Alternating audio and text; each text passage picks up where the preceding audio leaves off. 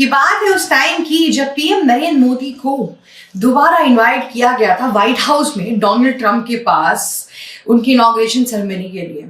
वहां पर वो गए तो नहीं थे, पर जयशंकर और पीएम नरेंद्र मोदी ये समझ चुके थे कि इस बार जो डोनाल्ड ट्रंप आए हैं वो पिछली बार की तरह नहीं है। इस बार उनके जो मंसूबे हैं, इरादे हैं, वो बहुत डिफरेंट है। इस बार वो एक नई रणनीति लेकर आएंगे और शायद भारत के लिए वैसा ही दोस्त साबित ना हो पाए। जी हाँ, उनको इसी बात का थोड़ा बहुत डर था, लेकिन यही बात है कि अब सामने से तो वो बहुत अच्छा रिएक्ट कर रहे थे, सामने से तो वो हमें बहुत ज्यादा अपनाने की कोशिश कर रहे थे, सब कुछ कर रहे थे, पर कहीं ना कहीं ये डर था और पीएम नरेंद्र मोदी का ये डर बिल्कुल सही साबित हुआ, क्योंकि यूएस प्रेसिडेंट डोनाल्ड ट्रंप ने हर कदम पर कोशिश किया कि कैसे पीएम नरेंद्र मोदी को नीचे झुकाया जाए। और उन्होंने डिफरेंट अलग अलग रीजंस दिए और ये भी बोला साथ में कि नरेंद्र मोदी जी से मेरा बहुत प्यार और आभार है, पर मैं ये चीजें करूंगा इन रीजंस की वजह से। लेकिन ये सारे रीजंस आजकल जस्टिफाई नहीं हो पा रहे, क्योंकि वो जो रीजन दे रहे थे कि या जो हम रशिया से ऑयल खरीदते हैं, वो रीजन तो बहुत पुराना हो चुका है। चाइना हमसे ज्यादा खरीदता है, यूरोपियन यूनियन अभी भी ऑयल और गैस लेता है, और उसके बावजूद भी उन्होंने हर कदम पर इंडिया को काफी बार टारगेट किया। अब यहाँ पर क्या हुआ कि आकलन में हमारे तरफ से गलती हो गई। हमें लगा कि यूएस और इंडिया की एक नई दोस्ती की एपिटोम साबित होने वाली है और डोनाल्ड ट्रंप साथ रहेंगे, पर ऐसा कुछ भी नहीं हुआ। पर मैं आपको बताती हूँ कि डोनाल्ड ट्रंप आज जो इंडिया के ऊपर 500% टैरिफ लगाने का भी सोच रहे हैं, जस्ट बिकॉज क्योंकि हम रशिया से ऑयल खरीद रहे हैं, ये बात इतना दूर तक पहुंचती ही नहीं अगर ये चीजें डोनाल्ड ट्रंप के साथ नहीं हुई होती। जो वो अपनी मनमानियां करने चाहते थे इंडिया के साथ, अगर वो चीजें पीएम नरेंद्र मोदी उनको करने देते तो शायद आज हम इतने बड़े टैरिफ में नहीं आते, पर हम आज यूएस का एक सुपर पावर का गुलाम माने जाते, ना कि एक इंडिपेंडेंट स्टेट जो हम अभी फील कर पा रहे हैं। हम जिस हिसाब से अपना सर ऊपर ऊंचा करके चल रहे हैं, ये चीज हम नहीं फील कर पाते अगर ये बात हम मान लेते तो। सबसे पहले बात क्या हुई कि डोनाल्ड ट्रंप ने बहुत टाइम से बोला इंडिया को कि आप प्लीज रशिया से ऑयल खरीदना बंद कर दीजिए। रशिया से ऑयल खरीदना पीएम नरेंद्र मोदी से बंद नहीं किया।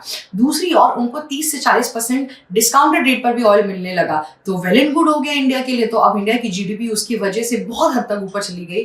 हमारी जो पैसों की दिक्कतें थी वो बहुत कम होने लगी धीरे धीरे करते करते, ठीक है। लेकिन यहाँ पर क्या हुआ कि इंडिया के ऊपर रशिया ने यूएस ने 50% टैरिफ लगा दिया। पहले 25%, फिर एक्स्ट्रा 25%, जो हो गए 50%।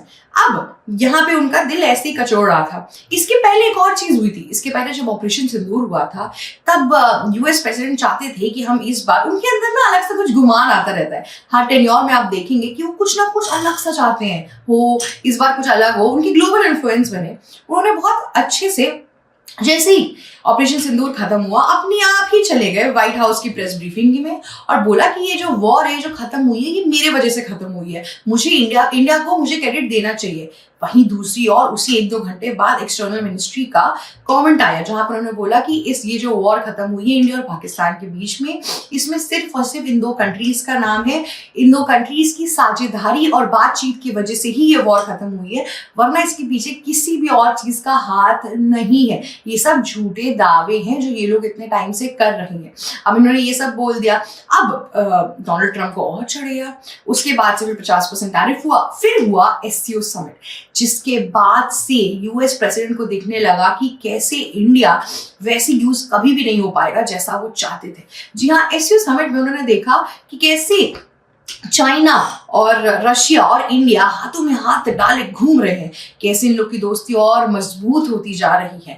इंडिया और चाइना की इतने सालों से दोस्ती खराब थी, गलवान वैली के पूरे इंसिडेंट के बाद से, बॉर्डर डिस्प्यूट और पता नहीं क्या क्या चीजें थी, पर अब इन्होंने देखा कि अरे यहाँ पे चीजें बदल रही हैं, ट्रेड आ रही है। और इतना ही नहीं, ये लोग सिर्फ चाइना के साथ इस तरीके से ट्रेड कर रहे हैं कि ज्यादातर चीजें चाइना से इंपोर्ट करा रहे हैं, पर इस तरीके से कर रहे हैं कि जहां पर ये लोग चाइना को एक्सपोर्ट भी कर रही हैं। दरअसल यूएस चाहता है कि इंडिया को इस्तेमाल कर सके बाकी और सारे साउथ ईस्ट एशियन कंट्रीज की तरह, जैसे पाकिस्तान, नेपाल, बांग्लादेश, श्रीलंका, मालदीव्स, ताकि वो चाइना के खिलाफ बात कर सके, ठीक है, चाइना के खिलाफ एक एसेट बना सके। पर इंडिया तो झुकने को तैयार ही नहीं है। इंडिया बाकी सारी कंट्रीज की तरह एक भी मौका गलती का देना ही नहीं चाहता है कि यूएस प्रेसिडेंट डोनाल्ड ट्रंप या पूरा वेस्टर्न जो कंट्रीज हैं वो आके इंडिया के ऊपर प्रेशर बनाए कि नहीं नहीं तुम चलो, तुम हमारे हिसाब से चलो। तो वो जब दबाव वो नहीं मेट कर पाए हम लोगों के ऊपर, तब वो तिलमिला गए। उसके बाद से उनका और अंदर से गुस्सा बढ़ने लगा, और ये गुस्सा हमने देखा कि कैसे उनके जो चीफ एडवाइजर थे पीटर नवरो, उन्होंने भी अलग अलग कमेंट करना शुरू किया, अलग अलग तरीकों से बातें की, और बहुत अजीब अजीब की इंडिया में क्या कहते हैं सिर्फ ब्राह्मण अमीर हो रहे हैं, तेल बिक्री के ऊपर अलग अलग एलिगेशन लगाना शुरू कर दिए, जिसका समर्थन हमारे कांग्रेस के बहुत से नेताओं ने भी किया। हमारे यहाँ भी इतने विभीषण बैठे हुए हैं ना इस टाइम पे कि आप क्या ही बोल सकते हैं। अगर अंतर्राष्ट्रीय लेवल पे लोग कोशिश कर रहे हैं कि इंडिया को भी तोड़ दे, अंदर से एकदम ही डिवाइड एंड रूल की पॉलिसी दोबारा दोहरा रही है, तो यहाँ पे हमारे जो हमारे कांग्रेस के लोग हैं और जो दूसरे विपक्षी दल के नेता हैं, वो लोग अलग उनके हाथ में हाथ मिला के और जनता के अंदर डर फैलाने की कोशिश कर देते हैं। देखिए, किसी भी कंट्री के अंदर ना जनता है जो चीजें डिसाइड करती है। सरकार तभी कुछ कर पाएगी अगर जनता उनकी बात मानेगी, जनता के पास होती है एक्चुअल पावर, और हमारे देश के अंदर वही गलतियां हो रही हैं। अगर ये विपक्षी दल के लोग आते हैं, भड़काने की कोशिश करते हैं, लोग भड़क भी जाते हैं, और इसके बाद से खूट बन जाता है दो दलों के बीच में, और इंडिया में फिर डिस्क्रिमिनेशन की जो भावना है वो और बढ़ने लगती है। फिर ये हो गया, ठीक है। अब क्या हुआ कि बहुत टाइम से अमेरिका कह रहा था कि मुझसे प्लीज फाइटर जेट प्लेन्स खरीदो, ये वो। देखिए, अमेरिका का ना वेपन के मामले में, फाइटर जेट प्लेन्स के मामले में, इन सब मामलों में उनका मार्केट बहुत बड़ा है।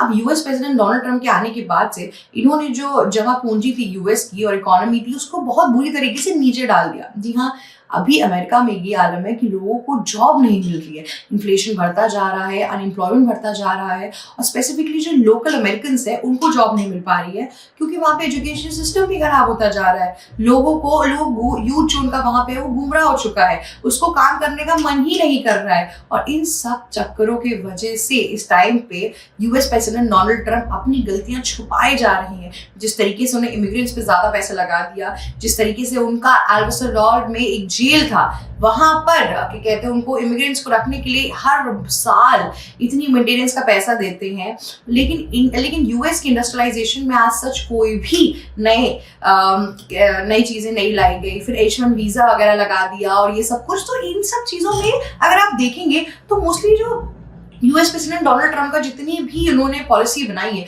उससे बाहर के जो लोग आ रहे हैं उनके ऊपर इफेक्ट हो रहा है, या तो उनके लिए अच्छा हो रहा है तो उनके लिए बुरा हो रहा है। लेकिन जो लोकलाइट्स अमेरिका के, उनके लिए आज सच कोई अच्छी चीज नहीं हो रही है, उनको इंकरेजमेंट नहीं मिल रही है कुछ करने की, या उनके लिए कोई पॉलिसीज ऐसी नहीं बन रही है जहां पर वो अपने आप को और निखार सके। ये एक स्टैग्नेंट इशू रही है ये एक स्टैग्नेंट इशू रही है यूएस के अंदर। अब क्या हुआ, अब इन्होंने ये सब कुछ करना शुरू कर दिया। इसके बाद से फिर यूएस को अब इंडिया ने फाइटर जेट प्लेन्स खरीदना मना कर दिया, क्योंकि पहली चीज कि वो बहुत महंगा है, दूसरी चीज उसकी जो सालाना मेंटेनेंस है वो इंडिया नहीं कर पाएगी, इतनी ज्यादा महंगी चीज की मेंटेनेंस भी बहुत महंगी होती है। तीसरी चीज, ये सब चीजें इंडिया कर भी ले, लेकिन दूसरी और वो जो टेक्नोलॉजी होती है वो नहीं दे रही है कि मैन्युफैक्चरिंग टेक्नोलॉजी इंडिया के पास आए तो इंडिया भी ऐसे फाइटर जेट प्लेन्स बनाने की कोशिश करे, या कुछ भी हो, वो सिर्फ बेचने का काम कर रही है। खिलौना बेच देंगे, लेकिन खिलौना चलेगा कैसे, वो उसका तरीका आज सच नहीं बताया जा रहा है। इसीलिए इंडिया ने वो चीज नहीं खरीदी। बार बार प्रेशराइज करने के बावजूद भी इंडिया ने नहीं खरीदा। अब क्या हुआ कि आगे चलते चलते वेनेजुला का पूरा इशू शुरू हो गया। वेनेजुला में इन्होंने अपनी कब्जा करना शुरू कर दी। अब इनके पास पहले आर्म ट्रेड्स थे, अब इनके पास एक ऑयल भी आ गया। अब ऑयल क्या आया, मतलब खतरनाक ऑयल आ गया। 30 से 50% ऑफ वेनेजुला का जो पूरा ऑयल है वो इनके कब्जे में आ गया। इनका जो पूरा मार्केट वैल्यू है, जो प्रॉफिट आएगा, वो यूएस संभालेगा। ये बात खुद यूएस प्रेसिडेंट डोनाल्ड ट्रंप ने अपने मुंह से कही है।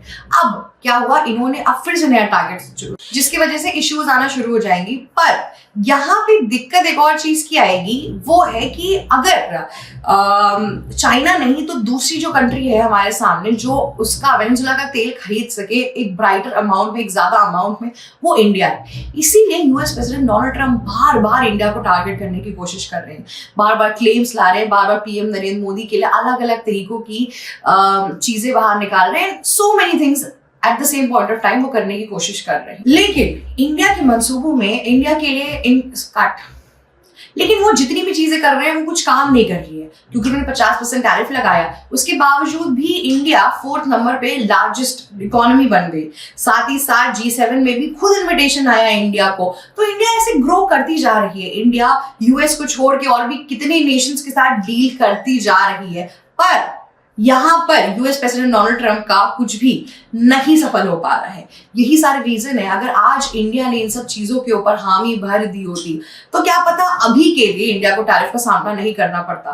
पर आप ये देख सकते हैं कि यूएस प्रेसिडेंट डोनाल्ड ट्रंप ने जिन लोगों ने हामी भरी भी थी, कनाडा, मेक्सिको, फिर ब्राजील, इन सब लोगों के साथ क्या क्या चीजें किया। आपको लगता है कि इंडिया को पीछे छोड़ देते या इंडिया के लिए थोड़ी सी भी इनके दिल में जगह होती? तो आप बता लीजिए कि अगर जान भी जा रही है और नाक भी कट रही है तो आप यही ना सोचेंगे कि पहले नाक बचा लेता हूं, क्योंकि जान तो इन्हीं में जानी है तो जानी है, उसमें तो कुछ कर नहीं सकते। वो वही वाली सिचुएशन थी। हम कितना भी कर ले, यूएस प्रेसिडेंट डोनाल्ड ट्रंप हम पे रशिया की वजह से नहीं गुस्सा है। हम इंडिया के पास इतनी बड़ी पॉपुलेशन है, हम इतना बड़ा मार्केट है ना कि वो इस बात के लिए विमर्श हो जा रहे हैं कि इंडिया हमारे साथ ट्रेड डील करे। उनको फायदा दिख रहा है इंडिया की मार्केट के अंदर, पर इंडिया भी समझदार है, झुकने वालों में से नहीं है, और इसीलिए हमें इतनी अलग अलग चीजों का सामना करना पड़ रहा है। वरना पाकिस्तान को देख लीजिए, बांग्लादेश को देख लीजिए, श्रीलंका को देख लीजिए, वियतनाम को देख लीजिए, ये सब झुकते जा रहे हैं यूएस प्रेसिडेंट डोनाल्ड ट्रंप के सामने। पर क्या कुछ भी इनके साथ अच्छा हो रहा है? अभी नहीं हो रहा है। इससे अच्छा है खुद खड़े हो और ब्रिक्स संगठन की जितनी भी कंट्रीज है वो अगर आगे ऐसे ही बढ़ती रही, अगर इंडिया ऐसी दृढ़ता के साथ आगे चलता गया तो वो दिन दूर नहीं जब रुपीस भी इंटरनेशनल मार्केट के अंदर रूल करेगी और ट्रेड ये सारी ब्रिक कंट्रीज अपनी लोकल करेंसी में करेंगी। तो वो उस दिन के लिए आज हमें संघर्ष करना पड़ेगा। आज के लिए बस इतना ही। अगर आपको ये जियो पॉलिटिकल न्यूज अच्छी लगी तो प्लीज हमें लाइक, शेयर, सब्सक्राइब और कमेंट करना मत भूलिएगा। जाते जाते बेल आइकन भी हिट कर दीजिएगा। Thank you so much for watching us. ABC Hindi news, आज ही जुड़िए हर खबर के साथ